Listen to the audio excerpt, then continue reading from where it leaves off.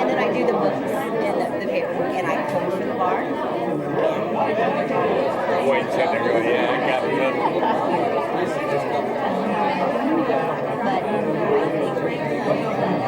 But yeah, I've got exactly what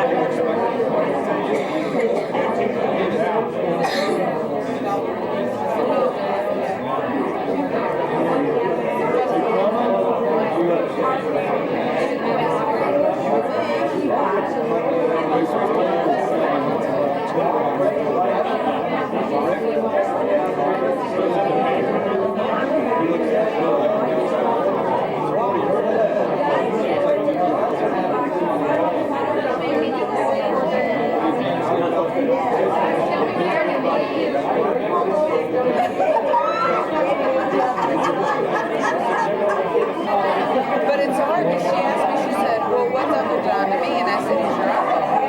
And then she said, my uncle, Uncle John, your dad, he's the great uncle. Yeah. Oh man, I remember when they first got married, your mom and dad, and wrestled with us on the floor. Okay. Are we ready now? Hey John, happy 50th birthday. It's been a real pleasure meeting you on the golf course today. And I'll have a drink on you tonight, buddy. See you later. All right. It's like every Saturday.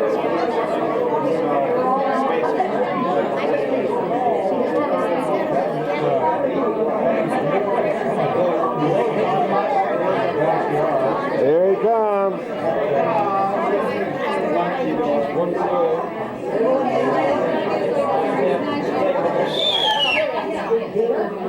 No, I'm not. Oh, we're coming to one. Hi, what's your name?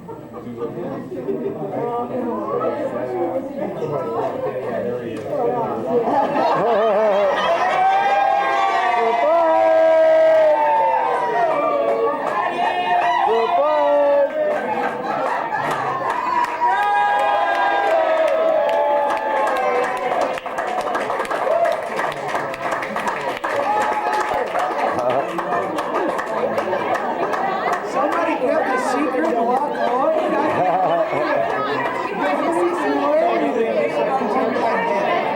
That's Tim.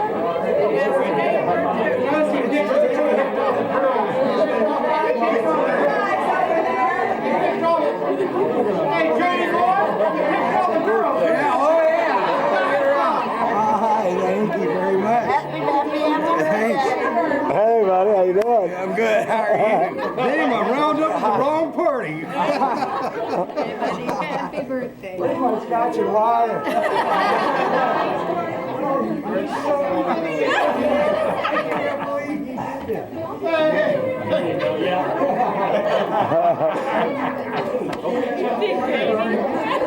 Yes, buddy. Call me too. He says,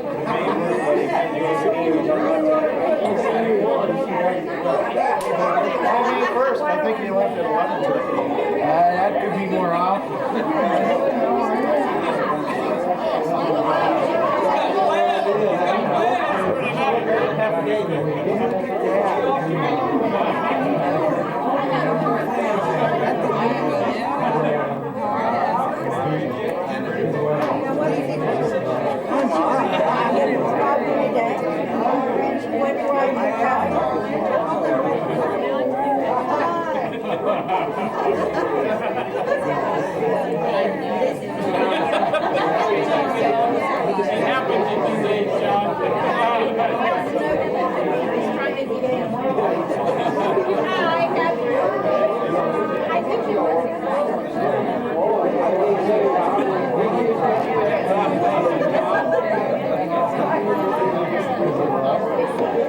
You got my other dollar? I can't believe you didn't miss. Oh, it was hard. Hello, how are you? Hi, Miss Brenda. Happy birthday. Where's your mother? She's here. I don't know where.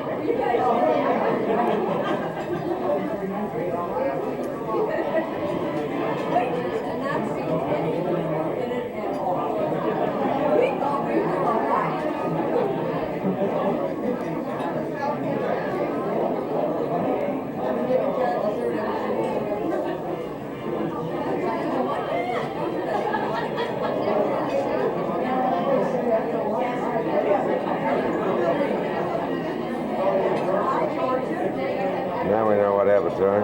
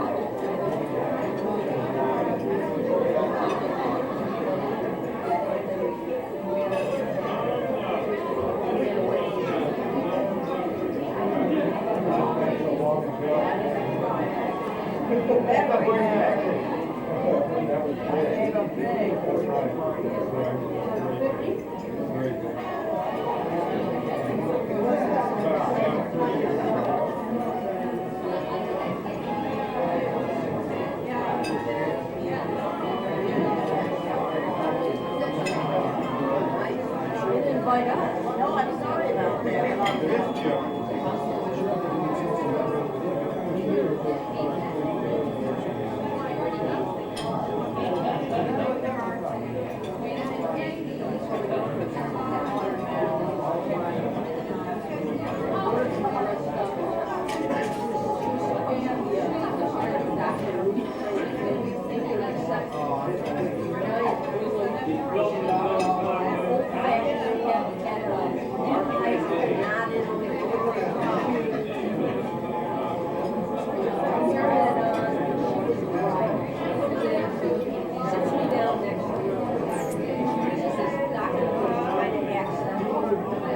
Starts the whole thing, sex thing, and then starts talking about the punchline is she pulls about a 3-pound steaming bag out of her bag and starts pulling the chicken fat out of her. So disgusting. And the photographs, he's sitting next to me, I'm just hysterical. I mean, you can see how I'm laughing so hard. I couldn't even catch my breath. You know what?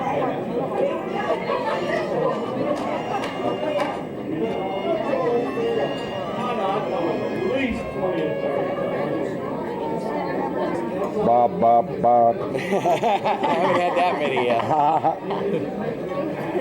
New album coming out though. So have everybody go out there and buy that album for my grandkid. Grandkids. Yes. And I got another one on the way.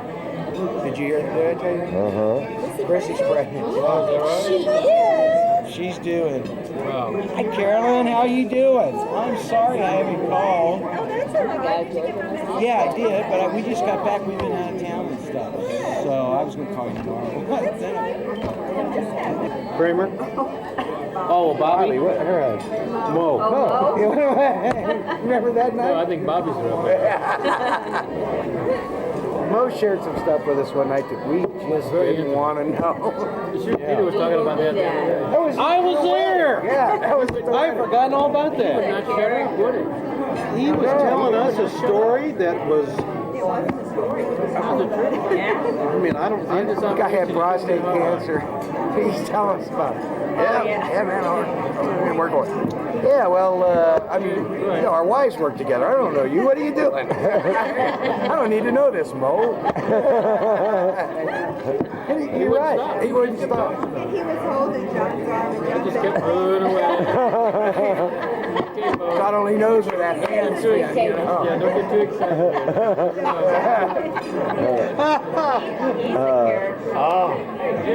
I see him at the grocery store every Saturday, and he's just BSing his way through the store. Oh, yeah. Stopping, talking to people, working. I do too. I want to welcome everyone here to celebrate John's 50th birthday. And for those of you who are not aware, John is going to retire from Deluxe after 31 years of service at the end of this month. So I think that's quite something to have a hand about.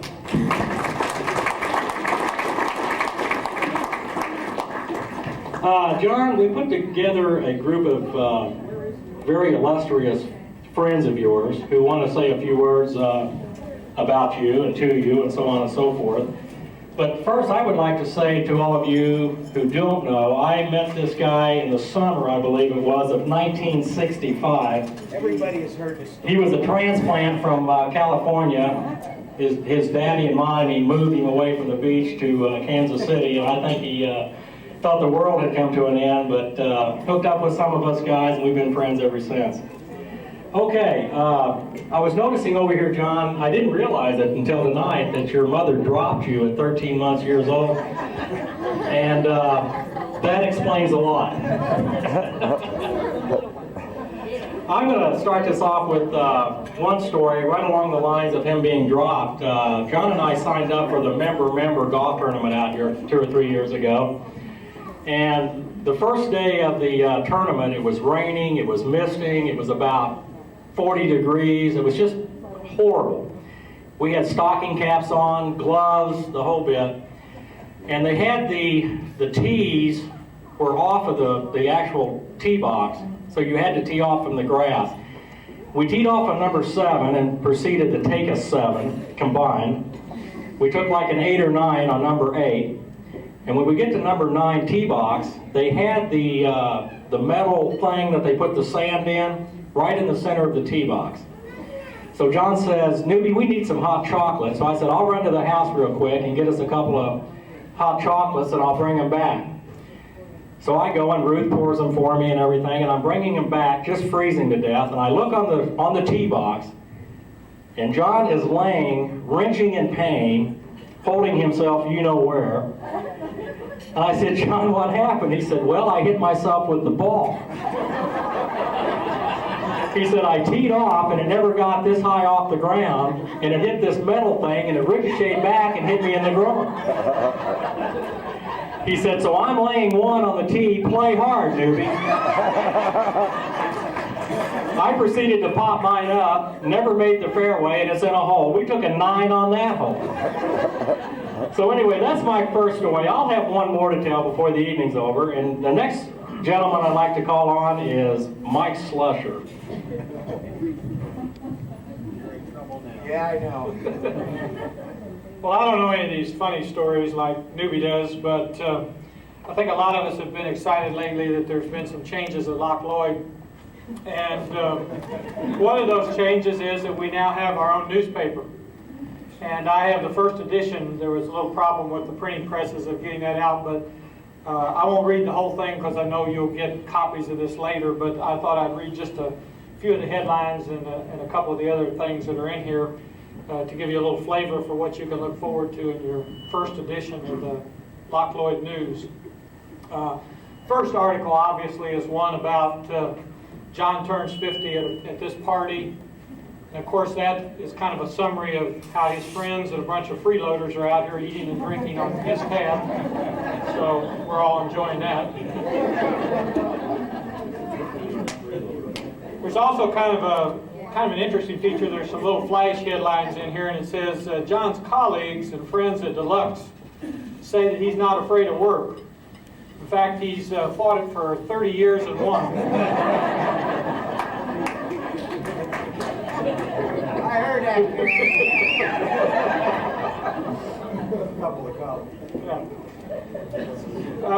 John's also has a well-earned reputation as a family man. In fact, I saw John here, and John's the kind of guy that actually is happy when his adult kids move back home.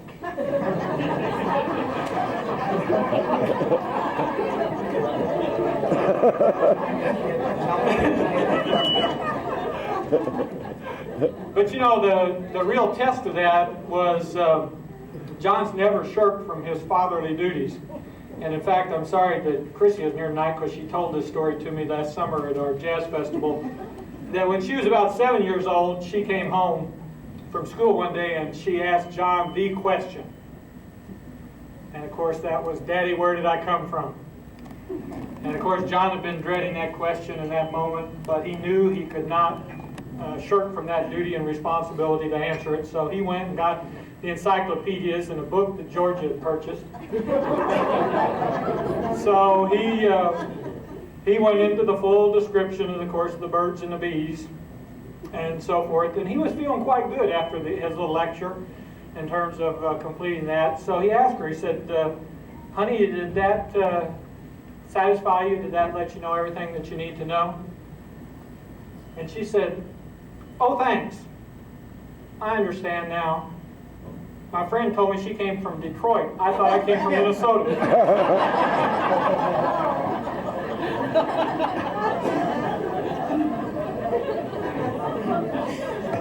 Here's another flash from some of his friends at work. Says, John doesn't give ulcers. He's the kind of guy who gives them. But the other half of that is that, in fact, he's the type of person who makes a cup of coffee nervous.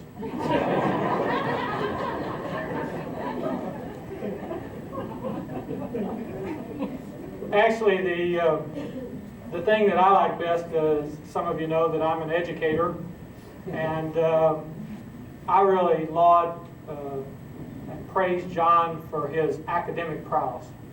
Not many of you know this, but he actually is a former member, and I think captain, and even champion of Barroom Jeopardy team.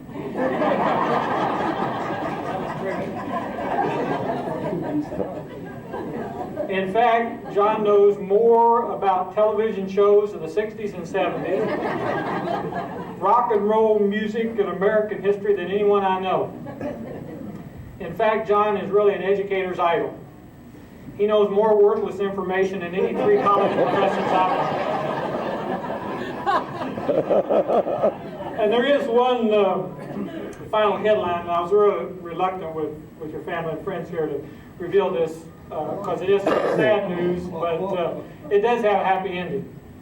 And this is that Tucker has received special medical treatment for impotence.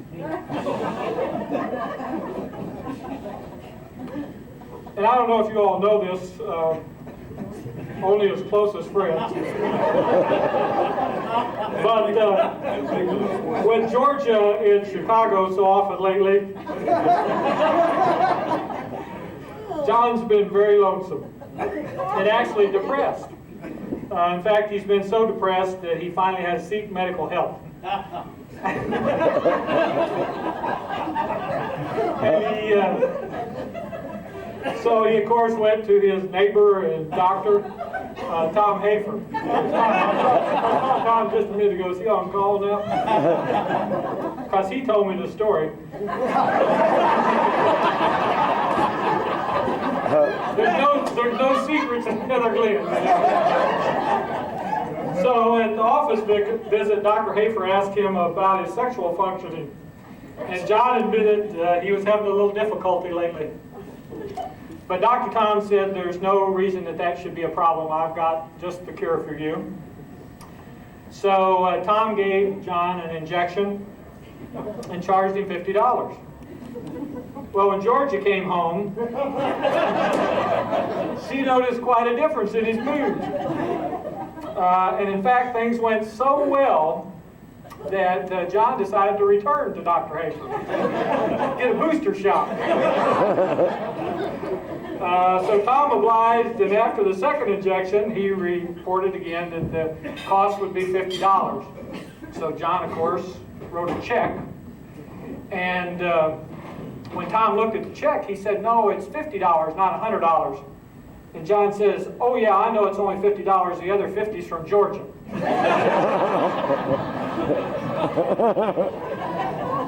So knowing that about him and how thrifty he is, I was amazed when we were invited to give him a golf ball and find out they were the most expensive golf balls on the market. You can't buy these things at Sam's where I buy my golf balls. So I'm kind of impressed now, knowing where he buys his golf balls. No wonder he can afford to retire. But after I did buy a sleeve of these, I found out that they are kind of unusual. So, John, I've got one of these, and I noticed they have an attachment on them, so you don't lose them at your age. It also has your age on it. So, happy birthday. Thank you, Mike.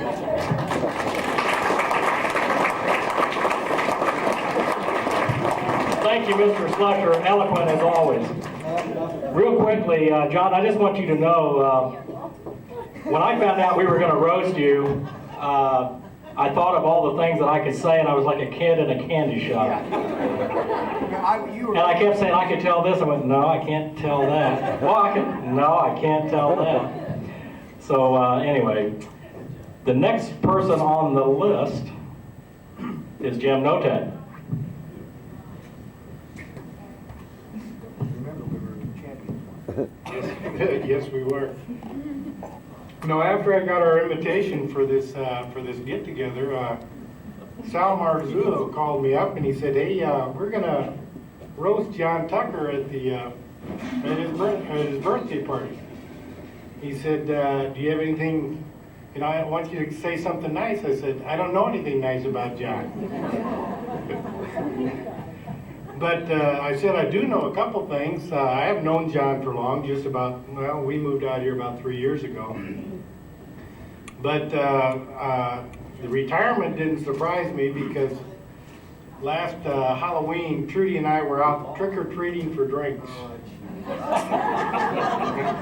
Now, I don't know, but I at least make it up to the news. Here it was, 8:30 at night, and Tucker was tucked away, sound asleep. And Georgia was in her pajamas. Now he was in bed and she was on the couch. So. Retirement's Clear that up, Jim. Before the injection. Yeah. Now that was a pre-injection.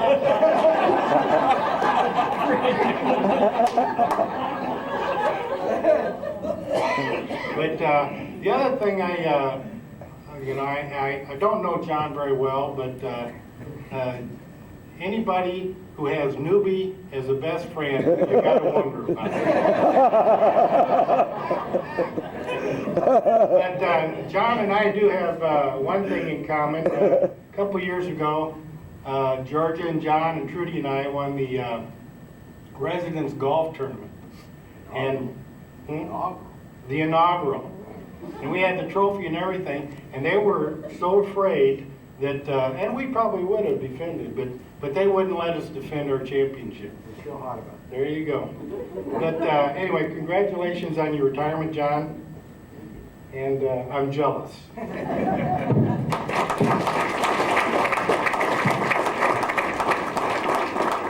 I've got to go back to this falling out the window at 13 months. It reminds me of one other quick story I'd like to tell. When we were seniors in high school, one of our favorite teachers and was her favorite student was John Tucker. She loved him. She was a civics teacher.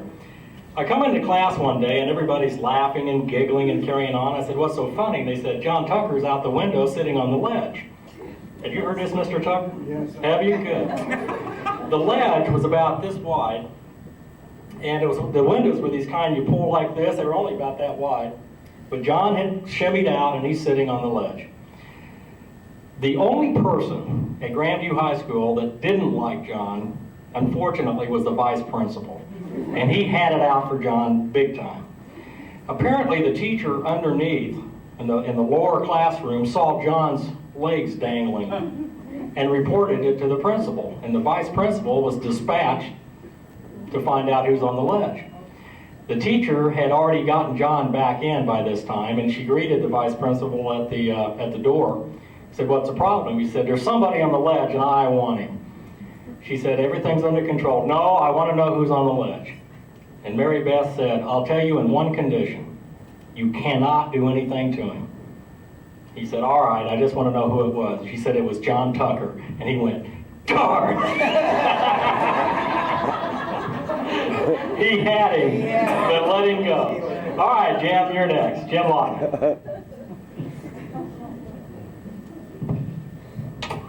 This is really quite a crew to have to follow. It's unbelievable. The educator and the other half of the frickin' frack team out here. Oh, now I see why you were holding on to this thing. I've not known John very long. For us out here at Loch Lloyd, it's been about 4 years, and that's when I had, I guess, the pleasure of meeting most of my neighbors out in the Heather Glen area, and of course John was one of them. My first observation when I showed up tonight, a little bit late, we did have a golf committee meeting, was I couldn't believe that he had this many friends. And then I heard my other neighbor, Dave Ostemeyer, say that he had $100 along with his invitation, so he decided to show up. So there's a price there. I saw Steve Watanabe. He was looking for the sushi bar, but I guess Mexican was all we could do. Condolences have to go to Georgia. It's not often, I think, in life that you have somebody that attains the ripe old age John has and really has nothing else to do with his life. As I was on the golf committee, I know there's an opening for a cart marshal, so I mean,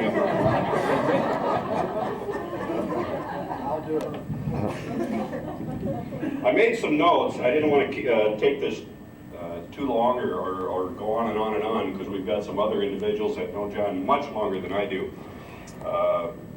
But our summers in the Heather Glen area have been rewarded with get-togethers. Most notably is probably the household chores and duties that we have attended to from years to years. Most of you, I think, know John was one of the original tar babies. We decided, a couple of the neighbors decided it was time to do some maintenance, and if Bruce Freshwater could do this, 5 or 6 of us could do it. Of course, Bruce supervised, and that was probably our first mistake. But it was. Made it a lot harder. The only thing we could let John do and know that it was done effectively was do the trim part of it, either that or stir the stuff. So we did spend some days together. On the golf course, I know he's a formidable opponent, especially with newbie. You put the two of them together, and it is. I wrote down double trouble for some reason. One is okay, the other is fair, but you put them together. And any of you that know the two, what a great story, what a great friendship, and to end up in a community like this and be neighbors, it's really kind of special. So John, it's been a short time, but it's been my pleasure. Good luck in your retirement. Thank you.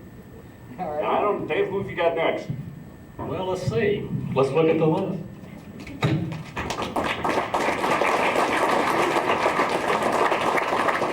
I think everyone here knows this gentleman, but for those of you who don't, we call the next gentleman our unofficial mayor of Loch Lloyd, Sal Marzullo.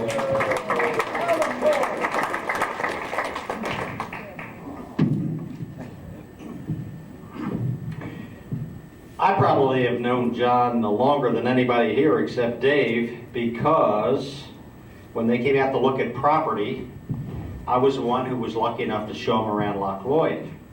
But I made a tactical mistake. I'll never, ever, ever do it again. I got into a middle of a family feud when John wanted one lot and Georgia wanted the other one. And I sided with John, and I have alienated Georgia for the rest of my life. And I'll never get over it, and she'll never let me forget it. But I want you to know that, how long I've known him. John, I know that you never thought this day would get here. When you were out on the football fields in Grandview, catching them passes and running through the line and having the cheerleaders yell, "John, John." When was that?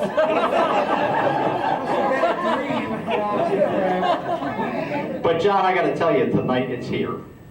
And as a senior elder spokesman for Loch Lloyd, and I don't see anybody out here who looks older than I am, I'd like you to stand up. And I have a little oath for you here. I, and here you're supposed to say your name if you can remember it without George's help. I, John, Okay. Being of questionable mind and able body, being of questionable mind and able body, do solemnly declare myself an old guy.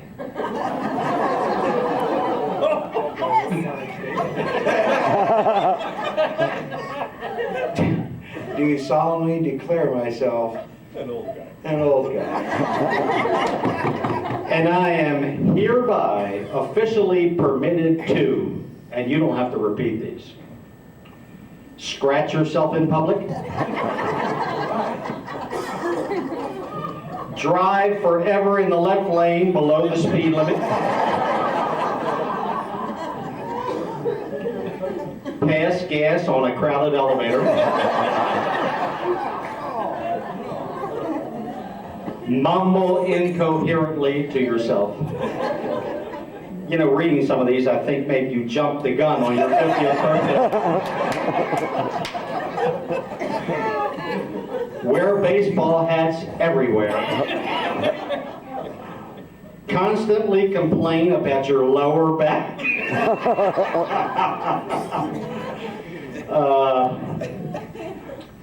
Say to Georgia at night, "I'm sorry, honey, this has never happened before."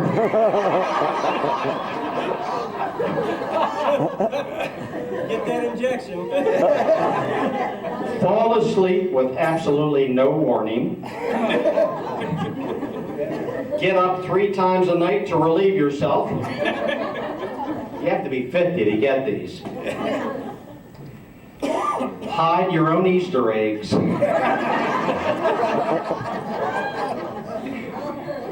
John, by the power vested in me officially by ARP, your newest group of friends, I officially, and with the proper amount of chagrin, recommend you as an old man.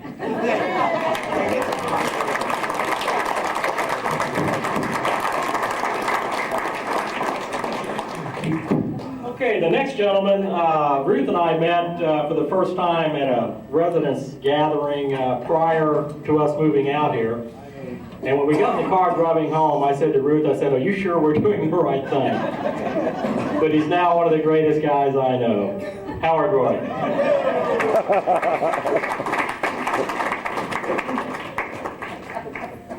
you made fun of your house.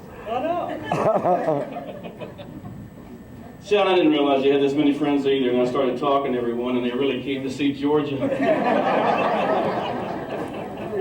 The rest of the people are your family.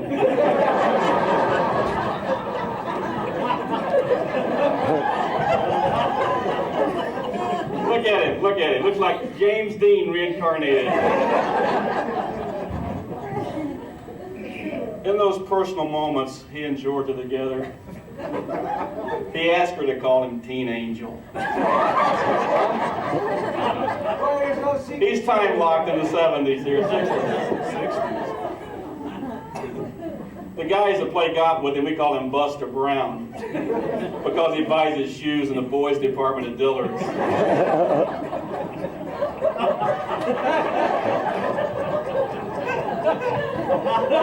Once a year he comes around to everybody's house, well, a few houses, and collects as many phone books as he can. We start handing them out. I said, "John, what do you do with all these phone books?" He said, "Well, I wear one out a month. I sit on them so I can see over the steering wheel in the car."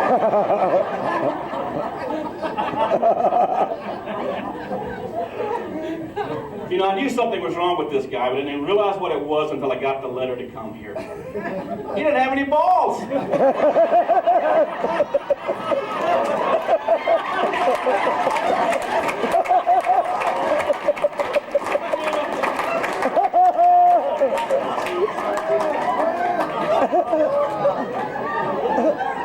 was talking to my wife coming here and I said, Linda, when you think of John Tucker, what do you think about? Tell me something about John Tucker so I can say it tonight. She says, you know, the only thing I can think about is he's a nice guy. And she's right. He's a nice guy.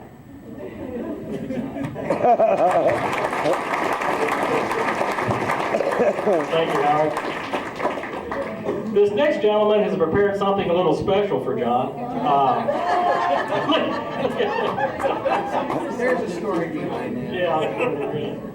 This gentleman, many of you may not know, but he's a very good friend of mine and has since become a very good friend of John's, and he put something a little special together. Jim, why don't you come on up, please? This gentleman's name is Jim Bradshaw. Oh, but he wasn't at the table. Thank you for not letting Bradshaw have the microphone. But no. Hi, John. Hi, Jimmy. How does this thing work? You can. John, I didn't know I was supposed to be funny tonight. I've never done this before, so I'm a little bit nervous. I didn't know I was supposed to be funny, so I put something together, you know, to kind of remind us of John and the years that we've known him. I haven't known him that long, but this is the way we know John now, okay? And John is a good friend of mine. Here, thank you. I need assistance here, as always. This is the way we know John now. You know, the man, 31 years in business, climbed the ladder, and he's my idol. You know? John has done something that I never could do, and that was climb the corporate ladder. I never understood how to do that, and one time I asked him, I said, John, you know, what do you attribute to your success? He said, Jim, 2 words, your hair.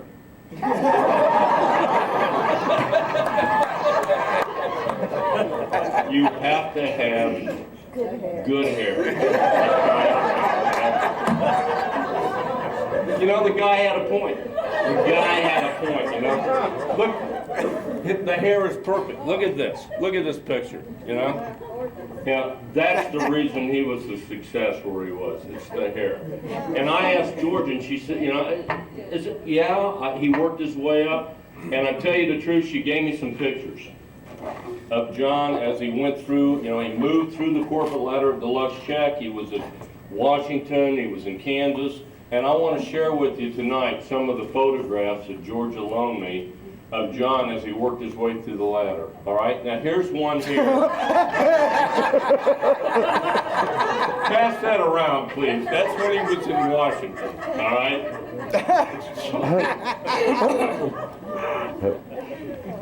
When he moved to Oklahoma, he knew that he had to be conservative. You know, he was in Indian country. All right, so he changed his hairstyle. Hold it up. Pass that. He changed his hairstyle so that he could get by. So he could get by in Oklahoma. And then he moved to Kansas just outside of Wichita. And when he was in Wichita, he knew that he could change his hairstyle, possibly move ahead. And this, Yeah, look when like he was Ruth. in Kansas. And then, of course, when he went to St. Louis, he had a different hairstyle, but always thinking corporate. Moving up the ladder. When he was in Jeff City, he knew, you know, that he was in Democrat territory because the Democrats controlled this state. And he used this hairstyle when he was in St. Louis. Please pass these around so that everybody... Hold up, Joe. Let me see it. When he was in Washington State, though, you know, he was in the land of punk rock and so he got a chance to run his hair. I kind of like that one. I liked it too. I might go that with All retirement. right. He was sucking up to a boss one time who liked little girls in ponytails, but he couldn't do it. He had to go this route. But got him a big promotion. This hairdo got him a big promotion. Pass this around. Did you see this, John? Yeah, I did. All right. Thanks, All right. And of course, when he was in Houston, Texas, the Bushes were in power. So, you know, he came up with the Barbara Bush look. So, there's John with the Barbara Bush. And the guy's returned from corporate life, but he's thinking about jumping into business. He's got a son-in-law that's in the rock music business. And this, although these are actual photographs that we've had and Georgia loaned to me from his past, this is a conception of what he will look like when he gets into the rock music. That looks like his That's son. about it, John. I appreciate you having me here tonight, Oh, John. yeah, I'm glad you could make it, Chip. Yeah, thank you.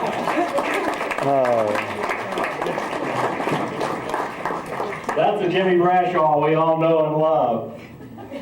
Okay. Only his doctor knows. Tom Hafer.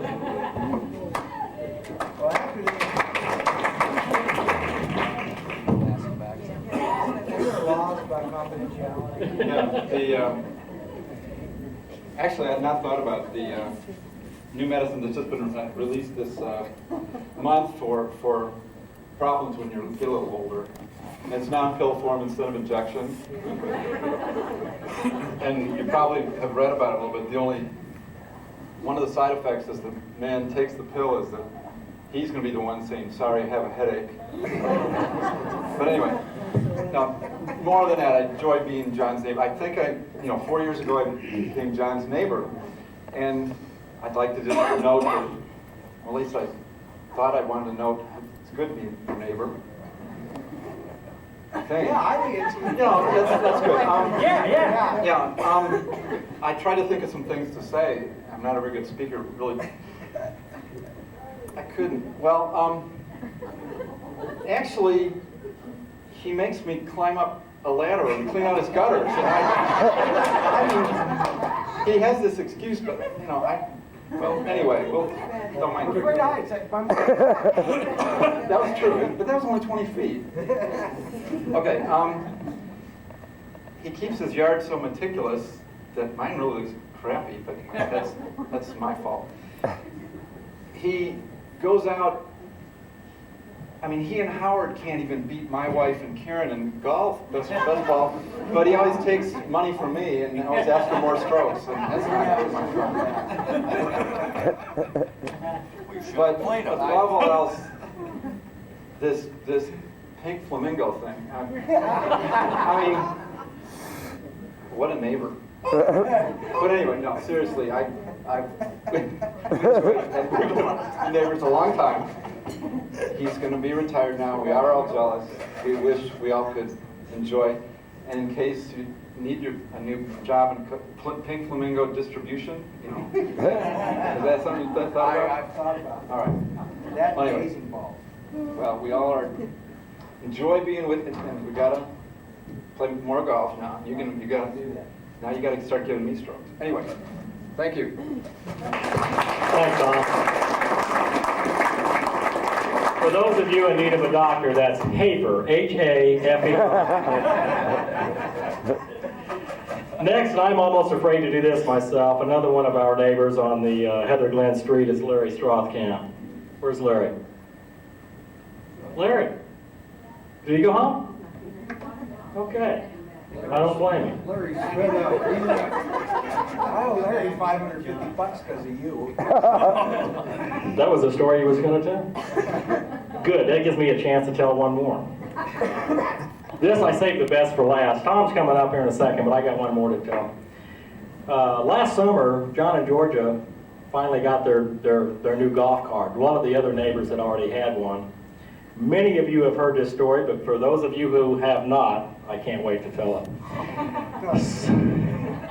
John gets the new golf cart, he brings it up, says, "Noobs, it's just like yours. It's got tail lights and a horn and top and the cover, and it's got headlights. Look at this, headlights, high beams, low beams, low beams. That's nice, John. She's like, yeah, it's just cool.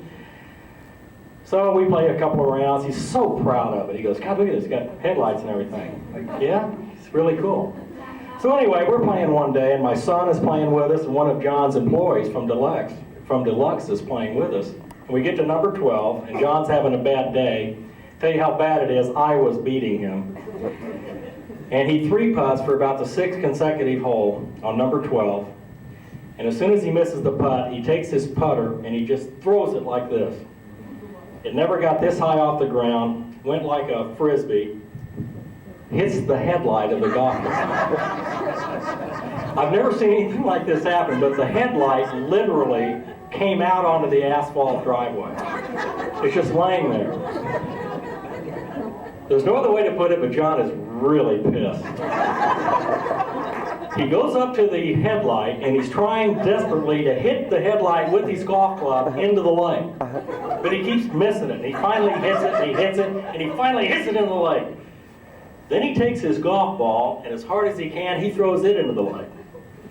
When he throws the golf ball, he wrenches his lower back. He's laying in the golf cart, the headlight in the lake, the golf ball gone. He's going, oh, newbie. I said, John, that is the saddest exhibition of anything I've ever seen in my life. So what's really sad, he went on to beat me. Okay, last but not least is Tom Lambert. Oh, Strothkamp here? Where is he? Where is he? Where's Larry? Did somebody say he was here? Back in the back by George. Larry.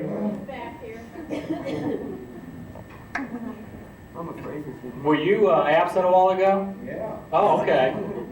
You were called upon. I was? Yeah. Hey, John Michael. Johnny Michael. Ruth, by the way, don't believe any of this story either. Yeah.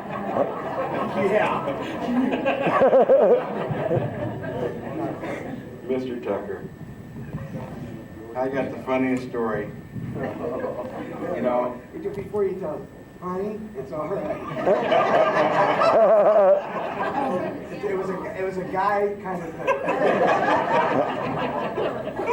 you know, last August, my buddy Jim Langseth and I were walking around. We'd been watching the golf tournament. We come into the bar up here, and here's Tucker and his pal Newbie. They're off in the corner giggling. They're already into the scotch, having a good time. Pretty soon we decide that we're going to have us a contest on the pool table. So we head to Langseth's house, and we get into this pool game. And it starts out at, a couple bucks a game, and pretty soon, a few more cocktails, and the bet gets up to $5 and $10 a game. Newbie keeps saying, "You got to stay with me now, John."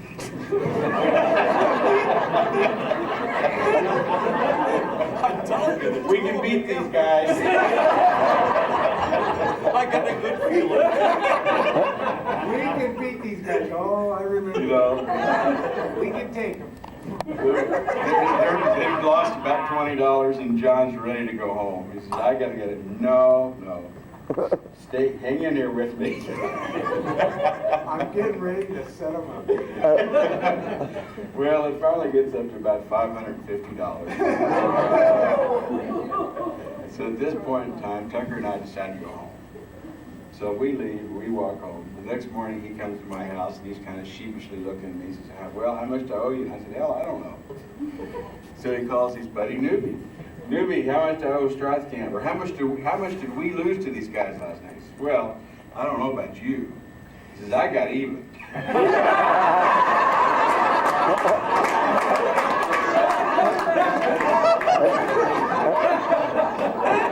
But you lost $500.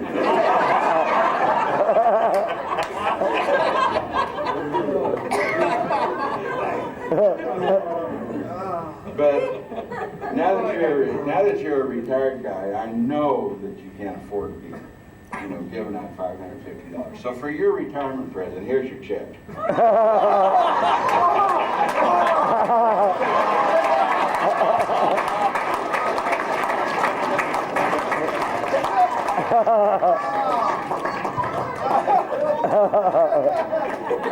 I'm not quite sure who that story's really on.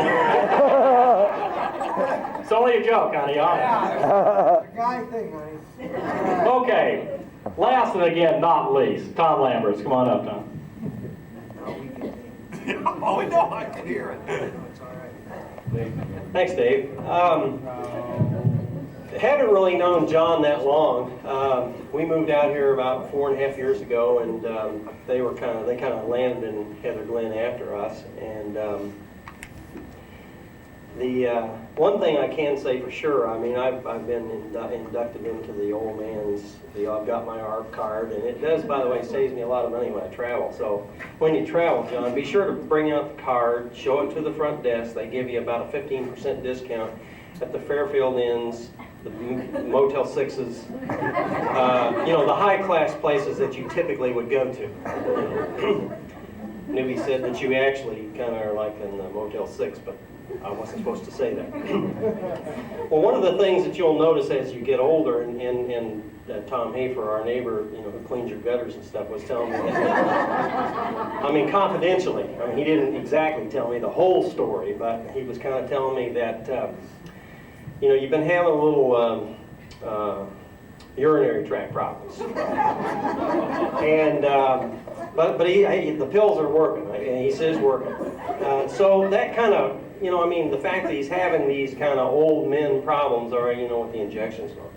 I thought maybe it would be appropriate. I found a rather interesting little gizmo to kind of help you along with that. Well, there's two. You'll have all the tools when you finish when you open this envelope here.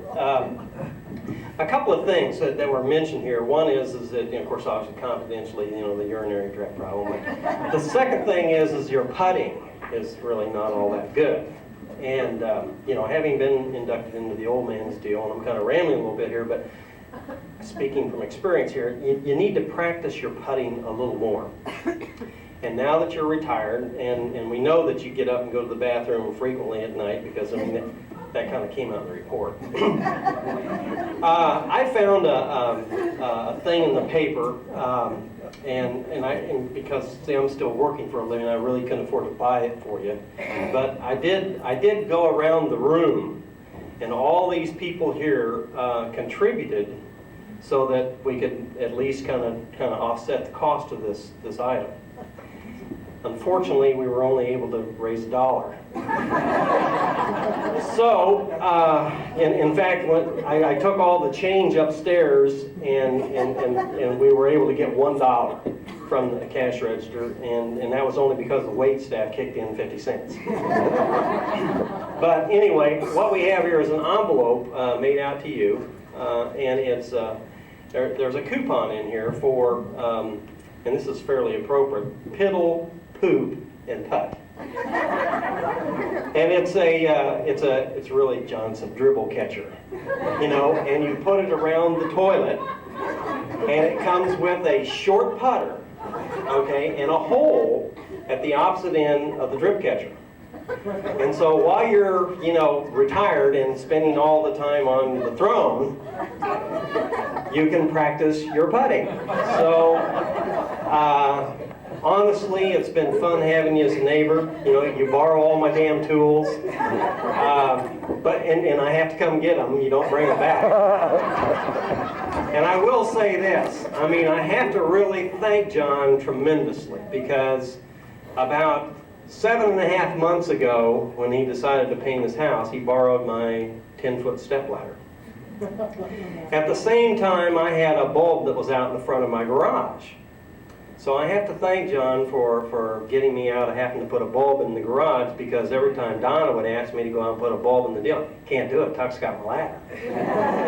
So in fact, she was ragging on me pretty hard and said, I want you to go down to John's house and get the ladder. Well, I'd always use the excuse, I don't think they're home. I think they're in Chicago.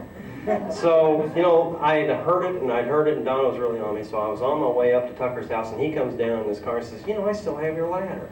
I said, oh, I'm glad you brought that up, because I was going to have to change this damn light bulb today. So I appreciate getting the ladder back, but I do want you to have this. It's all we could raise, and inside is a little picture of the piddle, poop, and putt for you. Thanks, John. Thank you, Tom. Okay, we're about winding this thing up. I'm going to give John a chance to get up here and do a little retorting if he would care to do so. But before that, I want to just say to you, John, I've known you for 33 years, and it's been a true honor and a privilege to have you for a friend. I've known John's family, his mom and dad, and so forth. They've been great people. Yeah, Mr. Tucker worried about us being out here together, I assure you. But anyway, it's been a fun 33 years, pal. Yes, it has. All right, I'm going to turn this over to John.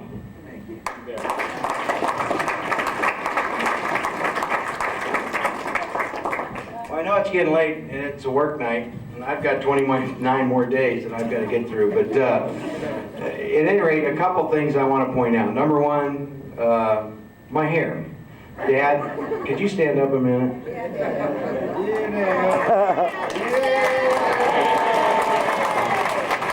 Thanks for the hair, Dad. Now my height. Mom, could you stand up?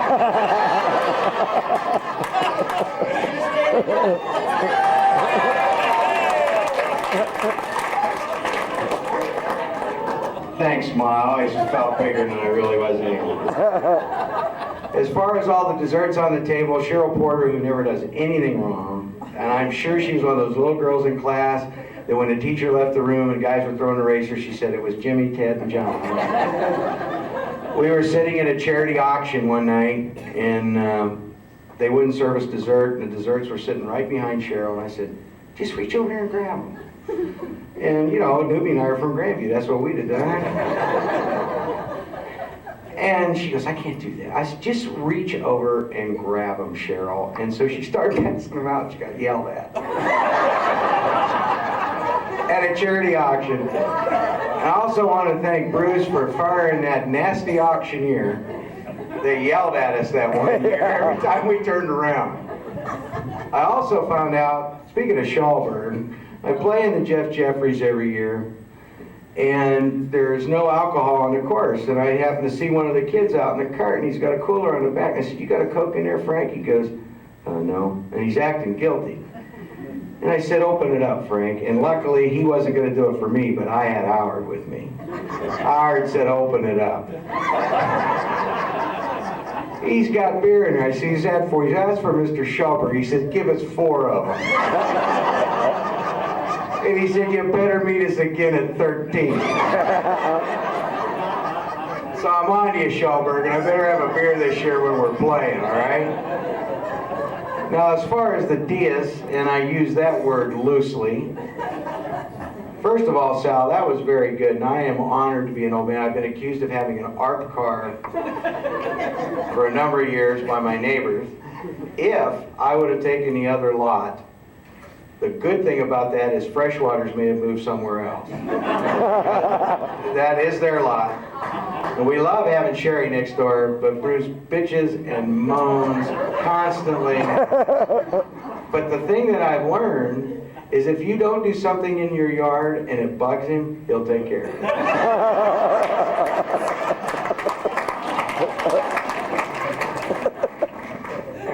As for you, Mr. Educator, I've been with you some nights where I felt sorry for anybody you might be educating.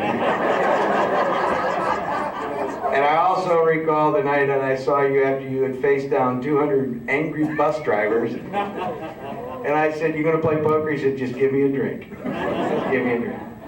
Tom Lambert's known as Tom the Tool Man in Heatherland. Is a phenomenal neighbor in that you could say, you know, I need a wet saw to cut tile for my bathroom, and Tom will go, yeah, I got it. So it's a wonderful thing to have, and thank you for always being there. As for Tom Hafer, you would think there would be some confidentiality for a man that gave you a proctology test. But apparently he feels free to share with everybody. If it wasn't for those shots, I'd change doctors.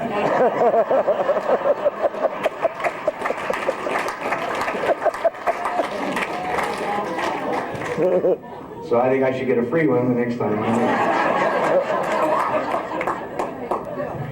Jim Lawton, sitting here, I mentioned the other day, I mean, he's a great friend till you tell him you want to buy a lawnmower, and all of a sudden it's wheel and deal. There's people driving Simplicities all over the neighborhood, but for me, all of a sudden, I can't get under $2,000 anywhere. You gonna pay? No tech failed to tell you that the trophy that we did win in the inaugural tournament is so grotesque that we would fight over who would keep it. So one morning, George and I really beat down, and it was right after New Year's. It was about 7 in the morning, and I just leaned on his doorbell, and he never answered, so I just left the trophy there. As we're pulling out, this is something everyone should see, is Jim Notek in a robe at 7 in the morning after New Year's Eve, standing on his front porch in his slippers going, what? And to my understanding, the trophy's still around. The other thing was, since we won the trophy, I just spent $20 to get the damn thing engraved. So it wasn't really a great victory. So, and who we got? Oh, Howard. I was sitting here with Howard last year, and I don't know if you guys remember Will and Lativia that lived over in Street of Dreams. And we're sitting at the table, and Howard goes, what was her last name? Austin. That's Will Austin. I go, yeah. I lived across the street from him. Where was it? Charlotte. Charlotte? 1970. In 1970. He goes, what the? They get up there hugging everything. I said, Howard, he's lived in the neighborhood 3 years. He says, I didn't know that. So Newbie and I get together. Now Newbie, we don't have enough time. Again, it's a work night. There's many stories that I could tell. Many of them I'm involved in, and I don't want other people to know. And for some of the ones you didn't share, I thank you. Right? But I was really kind of, last night we were just having a few drinks, having a good time, and I understand, Ruth, that you were a little upset that he was late. You've never been like that before. Let me tell you one story about Ruth Newby and Dave. We were out at a football game, and we decided to go over to Grandview, and it's homecoming. We end up with a bunch of teachers, and we go to the Blue 7 Lounge, which used to be up there on Blue Ridge, and we proceed to have a number of drinks. From the Blue 7 Lounge, Newby is coherent at this point, and we move on to a teacher's house. I didn't realize the time, and at approximately 1:30 a.m., Newby took an 8 count. And he went down, and I said to Red Wine, I said, we got to get this boy home. So we drag him into the house, and he's heavy. I mean, when your guy's passed out, he's heavy. Even though he looks like Bernie Fife, he weighs about 112 pounds, he was heavy. We drag him in, throw him in my living room floor, and Ruth goes, take him back to the car. So I look at Red Wine, I go, yeah, okay. So we lift him up again, we take him to the car, we take him home, we put him in bed, we come home. So I didn't think anything of it. Well, it turns out that Ruth, being concerned about where we might be, started calling people. It also turns out at that time that the Grandview basketball coach is apparently having an affair with one of the bus drivers. He happened to be with Doobie and I that night, and so when Ruth called his house, she said, no, he's driving bus. I no, he's drinking with my husband. Soon after he was fired in the ensuing divorce, we decided we better let the girls know where we are from now on so that other lives aren't ruined in the course of our actions. The last thing I'd like to say is I appreciate everybody being here tonight. I thought, God, how did we get all these people? And then I asked George, I said, are we paying for this?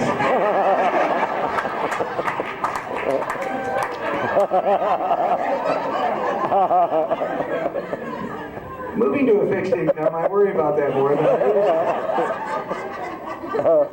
I've also got sitting here some colleagues from work, and if word of this gets out, I'll figure out a way. I understand that. I still got 30 days. And I'm tired of the nasty emails from you. And could you stand up a minute, Karen? Please. Karen Moffat is married to my production manager, who happens to be probably the best production manager at Deluxe Check Printer. Sitting next to them is Ken Wallach, who will verify that information, who used to be the plant manager there. Now, Warren comes back, and he tells me ever since Karen's gained all this weight, she's really angry all the time. Doesn't she look great?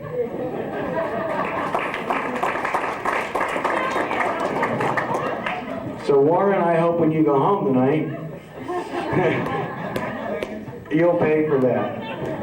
And on one final note, and I won't do this to anybody here, but the other thing that I used to love to do when we were kids, when we were young, we would be at a party, and the newbies would be there, and they would leave, and I'd look at my watch, and I go, okay, all right, okay. Dial him up. Dave, what are you doing? You son of a bitch. And one other quick one about that. Georgia used to work Saturdays. And so Saturday mornings I'd have nothing to do. I'd go over to Newbies. So one morning I knock on the door, Newbie comes to the door and he's in a robe and he goes, what? I said, well, what do you want to do? You got some coffee? He's saying, come in. Next week, same time I go over. Same thing. Newbie finally says, I got to talk to you. Hey, could you do me a favor? You know, we both work hard all week. Saturday morning's kind of our time. I said, yeah, hey man, I'm sorry. So I wait like 2 extra hours and it's Saturday. I go over and knock on the door. He goes, how'd you know? He said, let's wait, you know?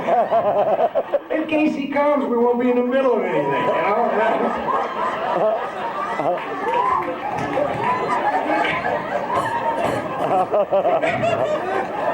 And Ruthie, according to Dave last night, that was the last time you ever had to worry about it. Who's roasting who here? There's a lot of stories out there in Naked City. Thanks a lot for being here, and I want to say something about the gifts. God love you, Larry Strothkamp. Thank you very much. And Georgia, I still don't know how you pulled this off. Thank you very much. Georgia, did you want to come up? I think you were okay. Come on, take this. I just want to thank you all for coming. It was such a grand sight when I walked in to see you all there. And I had to remember to take a picture. I want everybody up there so I can take a picture. No, we're going to light the candles and we're going to sing happy birthday. Yes, we are. Yes, we are. We're going to sing it off key. Sing it out of synchronization. I don't know how long it takes to light 50 candles. Oh, yeah. Get your sunglasses. Yeah.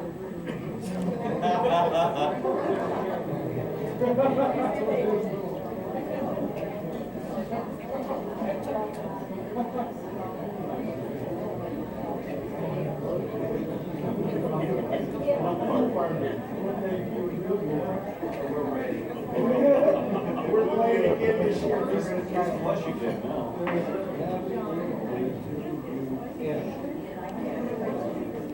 Yeah, I know everybody's good.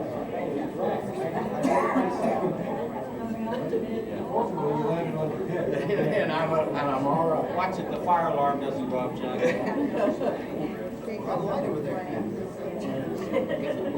Go stand in back there, honey, so we can see you.